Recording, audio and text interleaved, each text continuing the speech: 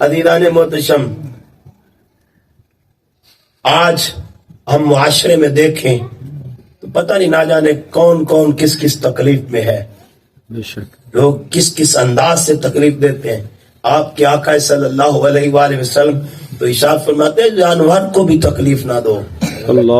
جب اس کے ذبح کی بات آئے تو چھری اتنی تیز کر لو کہ اس کو ذبح کرتے ہوئے بھی تکلیف نہ ہو۔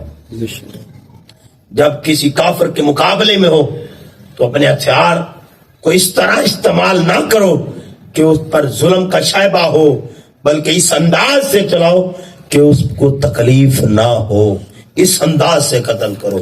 آؤ صاحبان محتشم ذہن نشین کر لیجیے، آج تو بھائی بھائی سے تنگ ہو گیا۔ آج تو ہم کہتے ہیں اچھا کرے گا تو بھائی ہے، اچھا نہیں کرے گا تو میں بھی اس کا بھائی ہوں، میں اس کو بتاؤں گا کس سے اس نے ٹکر لی ہے۔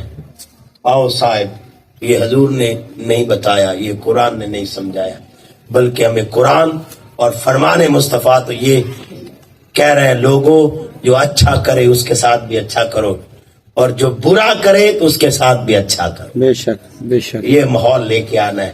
والقادمین الغیظ، اپنے غصے کو آگے نہیں رکھنا بلکہ اپنے غصے پر قابو پانا۔ بے شک، 3 کام آج کے بعد ہم نے کرنے۔ کتنے؟ 3 کام، کتنے سوچے؟ 3 کام، قرآن نے کتنے بتائے؟ 3 کام۔ ایک، الذین ینفقون، کہ جو لوگ خرچ کرتے ہیں، فی السرائے خوشحالی میں، والضراء اور تنگی میں۔ خوشحالی اور تنگی ہر حال میں اللہ کی راہ میں خرچ کرتے ہیں، تو ہم نے ہر حال میں اللہ کی راہ میں خرچ کرنا ہے۔ انشاءاللہ۔ یہ نہیں کہ میرے پاس پیسے ہو سکتا سیدھے سے اور پیسے ہی نہیں ہے، آپ دیکھو 4 آنے تو 4 آنے نہیں دے سکتا، میرے کو تو کچھ نہ رہتا، میرا اللہ وارث ہے، تو لے جا۔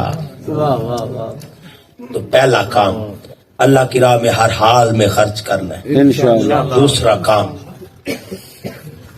والکاظمین الغیظ، آج کے بعد اپنے غصے پر قابو پانا ہے۔ انشاءاللہ۔ یہ نہیں باہر چودھری بن جانا، باہر میٹھا ہو جانا، گھر میں کڑوا ہو جانا ہے۔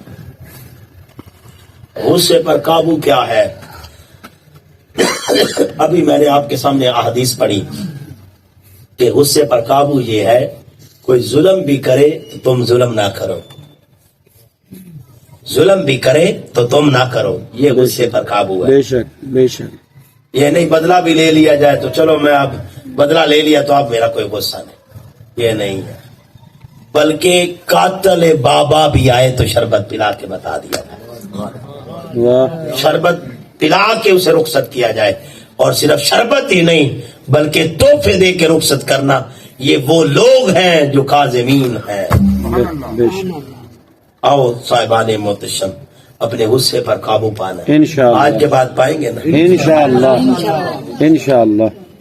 اب بڈھی نے ایک گال کی تھی تو میں 2 کرسا، میں کوئی نہیں ماں۔ یہ ماں باپ آج کل وصیتیں کرتے ہیں، پتر ہے تینوں ایک تیرا سائیں ایک سناوے نا تو 2 سناوے، جی وہ چودھری دا پتر ہے تو تم ہی تو چودھری دکھتی ہے نا۔ ہائے ہائے ہائے، یہ مزاج نہ دے بلکہ اپنے بیٹیوں کو یہ نصیحت کریں، وہ تیرے سرتاج ہے، اگر کوئی بات بھی کر لے تو کوئی خیر ہے، تم خاموش ہو جاؤ۔